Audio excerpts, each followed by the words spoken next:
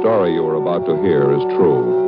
The names have been changed to protect the innocent. Fatima Cigarettes, best of all king-size cigarettes, brings you Dragnet on both radio and television.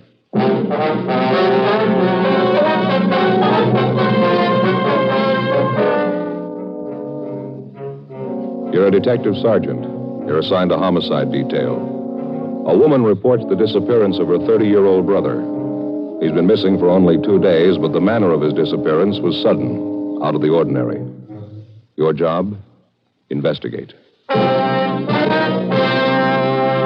Fatima, America's first largest-selling blended cigarette. Fatima, now best of all king-size cigarettes. Prove it yourself today. Compare Fatima with the king-size cigarette you're now smoking. 1. Fatima's length filters the smoke 85 millimeters for your protection. 2. Fatima's length cools the smoke for your protection. 3. Fatima's length gives you those extra puffs, 21% longer than standard cigarette size. And in Fatima, you get an extra mild and soothing smoke, plus the added protection of Fatima quality. Definitely the best quality in its class, but the same price as the cigarette you're now smoking. Buy Fatima in the bright sunny yellow pack. Best of all king-size cigarettes.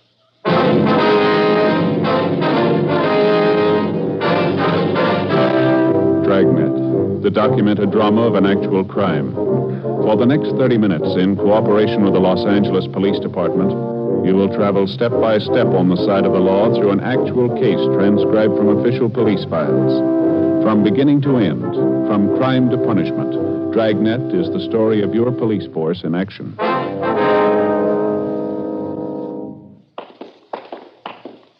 It was Wednesday, November 14th. It was overcast in Los Angeles.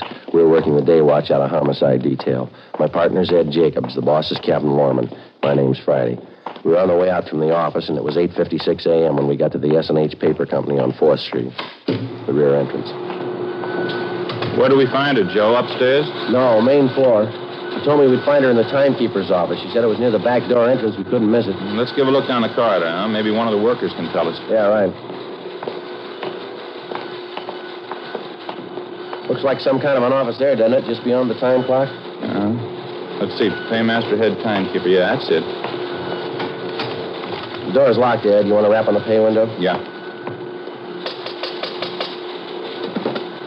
Yes? Police officers, ma'am. We have an appointment with Miss Edith Tabor. Oh, yes, officers. I'm Edith Tabor. Just a moment, please. I'll ring the buzzer. Just push on the door. All right, thank you, ma'am. Go ahead, Ed. All right. Are you the one I talked to on the phone, Sergeant Friday? Yes, ma'am, that's right. This is my partner, Sergeant Jacobs. How do you do? This is about your brother, Miss Tabor. Ralph Tabor, is that right? Yes, that's right. I know there must be something wrong. Ralph's been gone since Sunday. No one's seen him. No one's heard from him. I'm worried sick about it. Last time you saw him was on Sunday? No, I didn't actually see him. I talked to him on the phone. We made a date for dinner. Ralph and I always have dinner together Sunday nights. It's about the only time in the week we do get to see each other. I see. I believe you told me on the phone you already checked with most of his friends the places he'd most likely be. Is that right? I've called everyone I can think of. No one's seen him. Your brother's never done anything like this before, miss? Going off without telling anyone? No, never.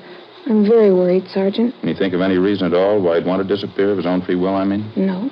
No reason in the world for it. He seemed perfectly all right when I talked to him on the phone Sunday. Everything was fine. We made a date for the movies Tuesday night. That was for last night. Picture downtown we wanted to see. He made a special point of it.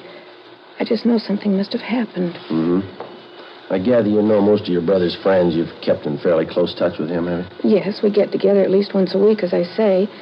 I'm 4 years older than Ralph. I've looked after him since we were kids. We've always been together, the last 5 or 6 years especially, ever since Mama died. Your brother in a pretty stable mental condition, was he? No financial worries, nothing of that kind? No, sir, nothing I know about. I'd like to double-check this information that you gave me on the phone, Miss Tabor. Mm-hmm. The name and address and his description, Yes, all right? sir. Mm-hmm. The full name, Ralph Lawrence Tabor, 14316 Almaden Street, male, white American, occupation, interior decorator. Is that it? Yes, that's right. Height, 5'11", 155 pounds, dark blonde hair, gray eyes, fair complexion, Birthmark on left side of neck. Yes, that's all correct. Your brother in the habit of carrying large sums of money around with him, do you know? No, not that I know of. He has a good job. He's not getting rich at it, though. I don't think I've ever seen Ralph with more than $20, $30 on him at a time. Mm-hmm. Who was the last person to see him, miss? You any idea? Well, I talked to Ralph's landlady. She told me she saw Ralph and this friend of his, Andy Howard, going into Ralph's apartment. That was about 6 o'clock Sunday night. Ralph was supposed to meet me at 7:30, never showed up. Now, this friend of your brother's, Miss Tabor, this Andy Howard, are you acquainted with him? Yes, but I don't know him too well. I only met him 2 or 3 times. He lives in the apartment house next door to Ralph's, so the two of them were friends in the Navy together during the war. Good friends. You tried to get in touch with this Andy Howard? Yes. I called Ralph's apartment when he didn't show up for our dinner date Sunday night. There wasn't any answer, so I looked up Andy's number in the phone book and called him. Mm-hmm. Was he at home? Yes. Tried to talk to him, but it didn't do much good. Strange. How's that? He pretended he didn't even know me. After we finished our interview with Edith Tabor, Ed Jacobs and I started out to double-check with all the known friends and associates of her brother. We talked to his employer and the people he worked with. None of them had seen him subsequent to 6 o'clock Sunday night. None of them could think of any good reason why he suddenly would want to pick up and leave his job and friends. The people he knew outside of his work told us the same thing. Nobody could explain it. Along the way, we inquired about Ralph Tabor's friend, Andy Howard. Most of the people we talked to knew him as a close friend of Tabor's. We checked at Howard's place of employment, but they told us he hadn't shown up for work since the previous Friday. We drove to Howard's apartment, checked with the manager, and he said that Howard had moved without notice late Sunday night. We crossed over to the apartment house next door, where Tabor lived, and talked to the landlady, a Mrs. Higbee. She corroborated the story we'd gotten from Tabor's sister that Andy Howard was last seen entering Tabor's apartment at about 6 o'clock Sunday night. Tabor was with him. Mrs. Higbee was sure of that. She showed us up to the 3rd floor to Ralph Tabor's apartment. The 2 rooms and the adjoining kitchenette were immaculate. There wasn't a thing out of place. Neat as a pin, Joe. Not a thing out of order. Yeah, it's the same in the bedroom. Say, Mrs. Higbee, Yes, Sergeant. do you provide maid service with the apartments here? No, we don't. We've been thinking about it, though. Haven't quite made up our minds. Such a task, getting good, competent help these days. And the tenants are responsible for the entire upkeep, huh? Yes. Everything but painting, wallpapering, things like that. Doesn't Mr. Tabor keep things spotless? Just spotless? Yes, ma'am. There's just one thing I wanted to ask you about. It's over here by the window. Yes. Now, this wire here, apparently an aerial connection for a television set. Looks like... Yes. Mr. Tabor does have a television. Why? Well, I don't notice a set anywhere in the apartment. Would you happen to recall if he sent it out for repairs, anything like that? No, not that I know of. Besides, this doesn't seem like Mr. Tabor at all. How do you mean, Miss Higbee? Well, he's always so neat, fastidious. The end of that wire there looks like it was torn off the connection, doesn't it? Along the windowsill, too. Isn't that terrible? Fasteners for the wire ripped right out of the woodwork. That certainly doesn't seem like Mr. Tabor. Mm-hmm.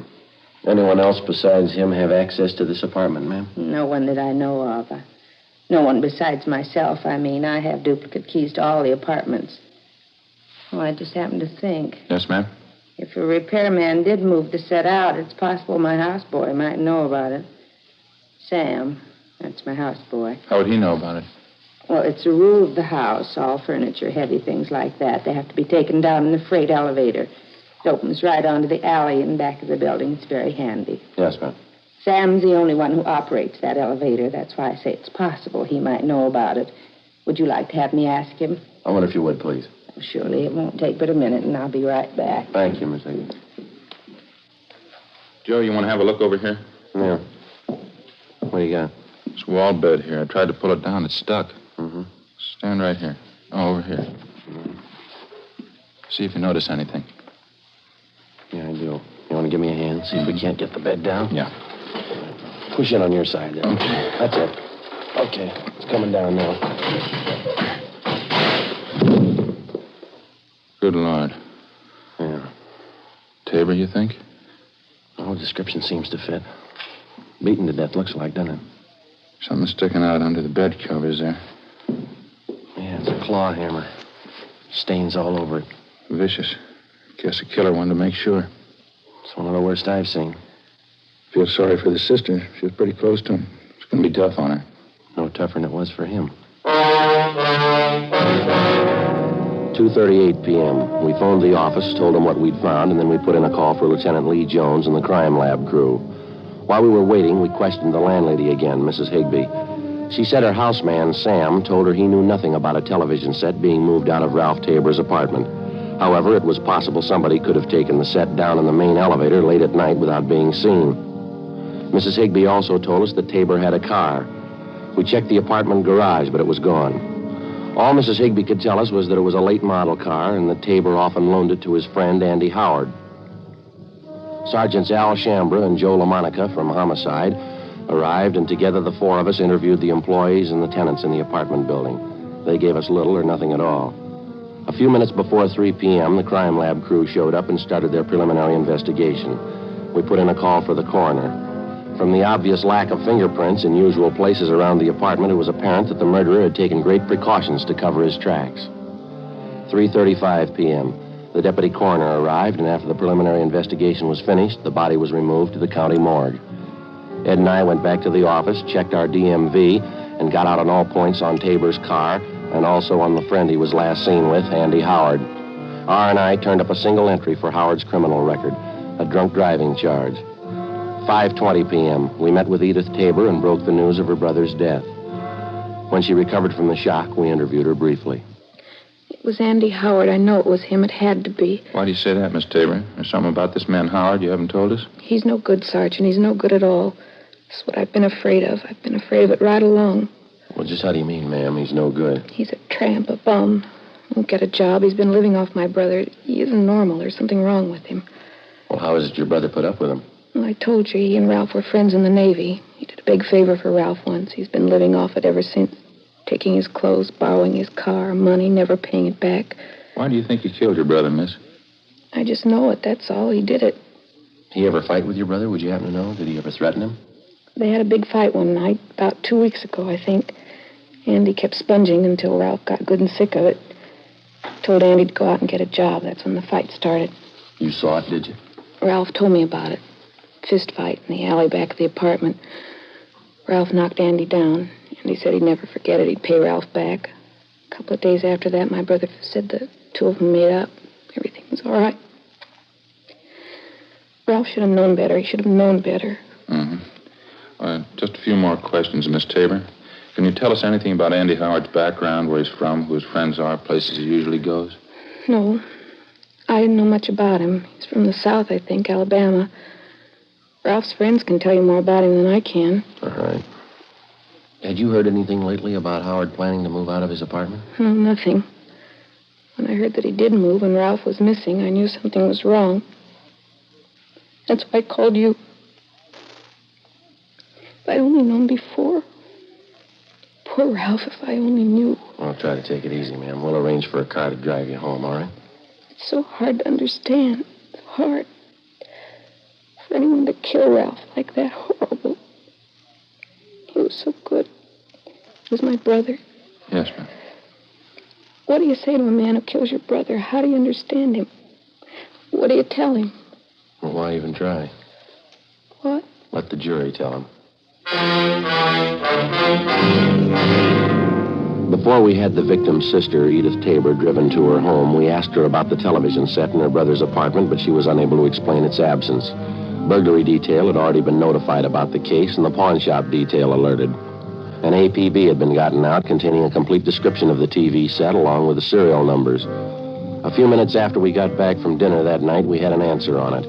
A pawn shop operator on West 7th Street called in with the information that he'd taken in a television set with identical description and serial numbers as that of Tabor's. Ed and I drove out to the pawn shop and checked the operator's buy book. The set had been pawned the day after the murder. The serial numbers and description matched in every detail. The description and signature of the man who pawned it matched perfectly with that of Ralph Tabor's friend, Andy Howard. The set was impounded, and just on a chance, we had Dean Bergman dust it for latent fingerprints. Dean? Oh, hi, Ed. Friday. How you making out? Any luck? Not bad. Have a look here. Yeah.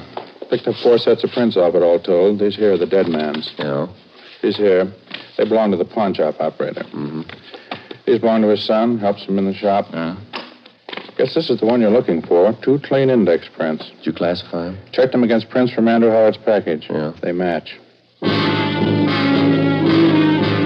When we checked in for work the following morning, we got the coroner's report on Ralph Tabor. Cause of death was listed as cerebral hemorrhage and multiple fractures of the skull caused by blows from a heavy blunt object. The other reports from the crime lab didn't give us much help. The better part of the next 3 days, Ed and I, along with Al Shambra and Joe LaMonica, held detailed interviews with the known friends and associates of the murder victim, Ralph Tabor, and the #1 suspect, Andy Howard. The information we picked up was incorporated in a supplementary all-points bulletin and gotten out immediately. We found out that Andy Howard had a sailor's uniform in his possession, and though unauthorized, he wore it frequently. It bore the insignia of a quartermaster first class on the sleeve. We also found out Howard had identical tattoos on each forearm, the picture of an unfurled American flag with the name Betty D below it. We had the city covered for the suspect. 4 days passed, no trace of him. Saturday, November 24th, we got an urgent call from Homicide Commander Lieutenant Mort Gear in San Diego. On the highway? Uh-huh. When was that, Mort? I see. Hey, Joe, you got a pencil there? Yep, here you go. Thanks. Hey, Mort, he's pretty sure, huh? Uh-huh. Well, yeah, it seems to tie in all right. How's that? Well, I don't know for sure. We'll check with Captain Lorman right now and let you know. Yeah, thanks, Mark. Goodbye. Good break. What do you have to say? One of their traffic men down there, a fellow by the name of Jack Ladd, stopped a car on the highway going out of town speeding. Yeah. Ladd says a man answers Andy Howard's description perfectly, right down to the tattoo on the forearm. No doubt about the car the guy was driving was Tabor's description and license number. He even used Tabor's identification. When did all this happen? The day after the murder. They'd have held the man, but they didn't have the information at the time. That's a bum break. Which way was Howard going, did they tell you? Yeah, into town. They figure he's still there someplace. How do you mean? Found the car an hour ago, abandoned. 10 minutes after the phone call from San Diego, Captain Lorman checked back in at the office, and Ed and I met with him. We told him about the information San Diego had phoned in, and he gave Ed and I an immediate okay for the trip south. We went down to the garage, picked up a car, and 6 hours later, we checked in with Sergeant Russ Ormsby, San Diego Homicide. What's this, another fishing trip, or are we doing business this time? Afraid it's all business, Russ. The Andy Howard thing. Mort Gear around? No, I won't be back till later. I can brief you on it, though. McGuire and I have been working it on this end. Well, how about Tabor's car? You still got it staked out? Yeah, no nibbles yet. What do you figure? If nothing happens, pull it in tomorrow, process it for prints? Yeah. We've had something warmer than that since Mort Gear called you. It looks pretty good. Yeah, what do you got? Only came up with it a couple of hours ago. Field interrogation card, made out last night, west end of town. Beat officer by the name of Driscoll questioned a man and a girl parked in a car out that way last night. There's a description on the man. Thanks, Russ. Yeah, fits Howard all the way, Ed, here. See? Couldn't get much closer. Huh? We checked out the car they were in. Belongs to the girl. Yeah. Look here, Ed. He's still using Tabor's identification. Yeah. All right, where's it go from here, Russ? You got this Andy Howard spotted? No. Beat man Driscoll, he didn't know the guy from Adam. Yeah, well, where's that leave us? The girl Howard was with. Driscoll knew her. We contacted the beat officer, Driscoll. The girl who'd been spotted sitting in a parked car the night before with murder suspect Andy Howard was identified as Helen McClung, a waitress in a downtown cocktail bar. A stakeout was placed in her apartment, and she was brought in for interrogation. Well, he's not a good friend of mine. I don't know where he lives. Don't know what he does. I hardly even know him, Sergeant. You were out for a drive with him the night before last, that right? Sure, I don't deny that. We went out for a ride. That's all there is to it. You sure you don't know where this man lives, Helen? Not exactly, no. He's staying at a hotel downtown, I think. We went for a ride, and I dropped him off at the bus line. That's all there was to it. Do you expect to see him again? You have any dates with him in the next couple of days? No. Tell you the truth, I thought I had a date. Didn't work out. Nothing ever works out. Phoned this morning, called it off. Tell you why? I gave some lame excuse. I found out the real reason, though. What's that? You mind telling us? No, I don't mind. Got a date with my girlfriend instead. Claire Peterson. Burned me up a little, but I don't mind. Well, where's your girlfriend live, Helen? You mean Claire? Out on Rose Avenue, 1500 block. I'm not sure, though. Is he going to pick her up there? I guess so. Why? When's the date for, do you know? Yeah, tomorrow night.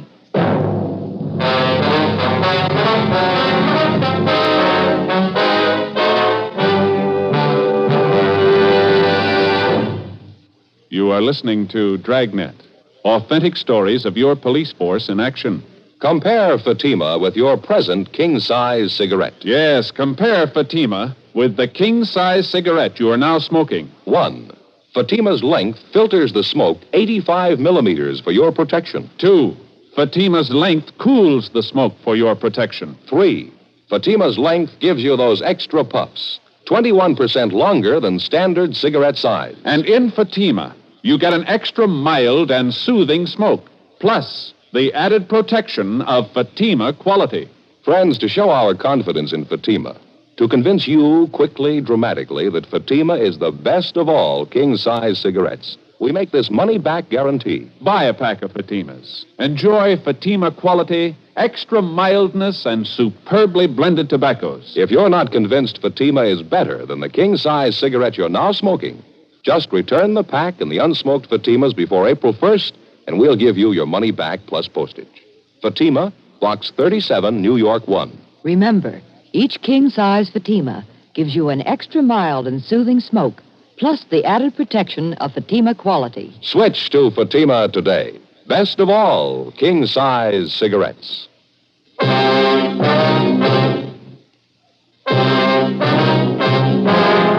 Monday, November 26th, 10 a.m. After checking her name through San Diego R&I, we finally located the address of the girl Claire Peterson, who was supposed to have a date with our murder suspect, Andy Howard, that night. She lived in a small apartment house in the southeast end of town. The manager told us that she'd already left for work. We ran it down. The Peterson girl was employed as a cutter in a shirt factory down in the industrial district. We questioned her at her work.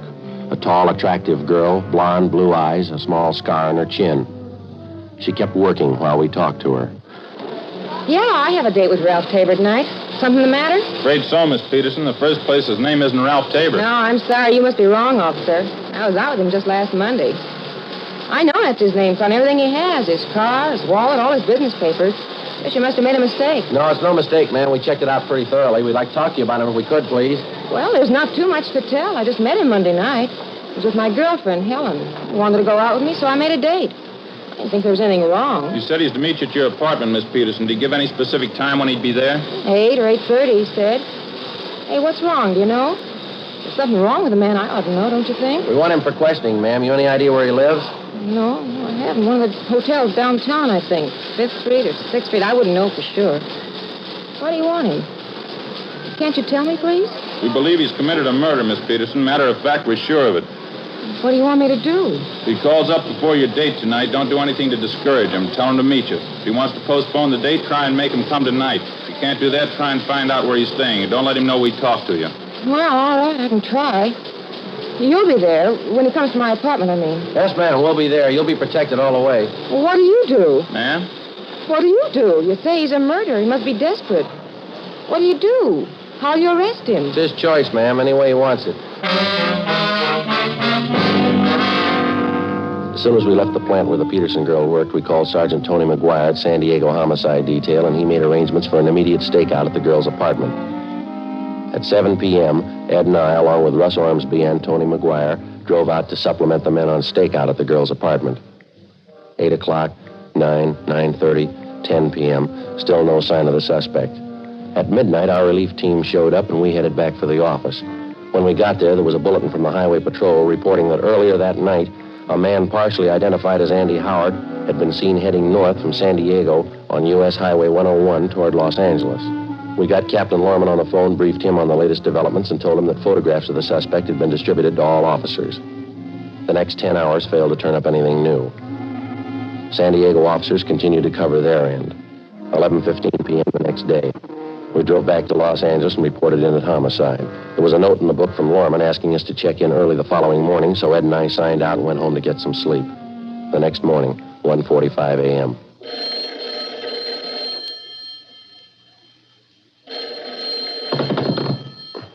Hello, Friday talking. Sorry to wake you up, Friday. This is Hawkins down at the business office. Oh, yeah, Hawkins. What do you got? Beat officer out in Wilshire called in 2 or 3 minutes ago. He figures he has your murder suspect for you, Andy Howard. Bring him in now. Well, what about identification? He checked that over? No identification. He's wearing a sailor's uniform. What about insignia, his rating? Quartermaster first class. After I hung up, I phoned Ed, got him out of bed, and the two of us drove down to the office where we picked up the suspect and took him to the interrogation room. During the interrogation, we found a wallet concealed on his person. It contained a driver's license, credit card, and half a dozen other means of identification. All of them were made out to Ralph Tabor. After an hour of questioning, he'd still admit nothing. He sat hunched over in his chair, tearing an old envelope into small pieces and dropping them on the floor in front of him. This'll make the 10th time I told you. I don't know what happened to Ralph. I didn't take his car or his television set. I didn't leave the city. I wasn't in San Diego last week. Now, if you don't believe me, you prove I'm lying. We didn't pull you in on the guess, Andy. We'll prove it. You mind telling me how? We got 3 people on their way in here right now. Ralph Tabor's sister, his landlady, a man by the name of Sims, pawn shop dealer. Mean anything to you? It's my word against theirs. 3-1, mister. They got the odds in their favor. Look, why don't we straighten this out once and for all? You think I killed my friend Ralph. Why? Explain it to me. Why should I kill him? Look, I wouldn't know, Andy. Maybe you'd like to tell us. His sister says he was pretty good to you. She was good to me. I guess she didn't tell you what I did for him overseas when we were in the Navy together. No, she didn't tell us. She wouldn't. Stupid women. I haven't found one of them worth anything. Frustrated. She needs a husband. That's her trouble. She claims her brother was paying the bills for you, Andy. He gave you clothes, money, his car. She says you were living off of him. Lousy woman. That's all the thanks I get for all I did for Ralph. I borrowed a few dollars, yeah. That's all. Kept throwing it up to me, him and his sister, after all I did for him. What are you trying to say, Andy?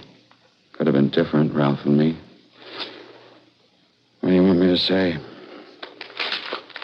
Did you kill him? Did you kill him, Andy? You can't explain it that way. It's not as simple as that. Didn't? No, it's all mixed up together. It's complicated. It's not simple at all. I mean, with your best friend especially.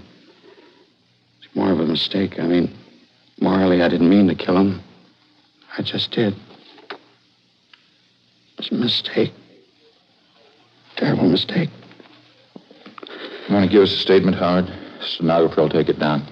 Oh, yeah, all right, in a minute. Just want to make sure you understand. I mean about Ralph. And all I did for him. Yeah.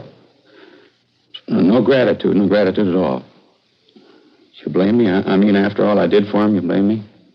Well, you should have remembered, Andy, about gratitude. Yeah? Doesn't mean much when you have to ask for it.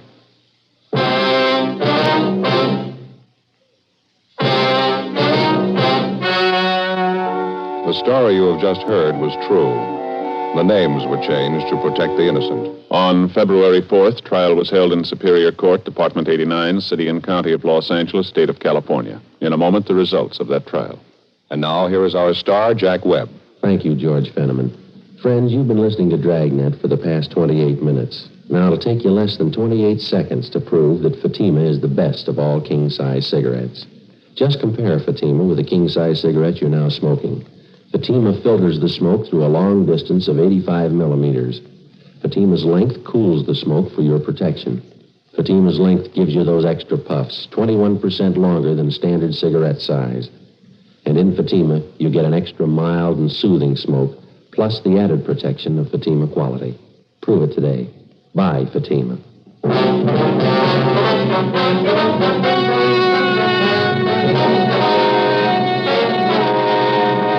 Andrew Thomas Howard was tried and convicted of murder in the second degree. He is now serving his term in the state penitentiary, San Quentin, California. Second-degree murder is punishable by imprisonment from 5 years to life. Ladies and gentlemen, right now, inflation is America's #1 menace on the home front. It's the one enemy that can lick America. We can help prevent this by working harder, working better. The fight against inflation will succeed only if all of us get behind it.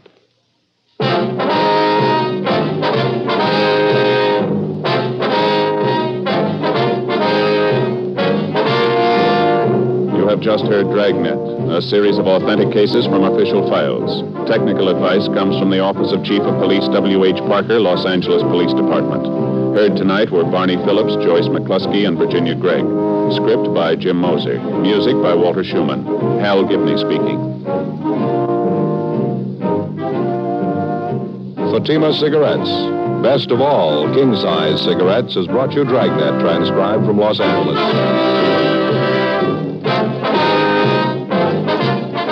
Next, it's David Harding and Counter Spy on NBC.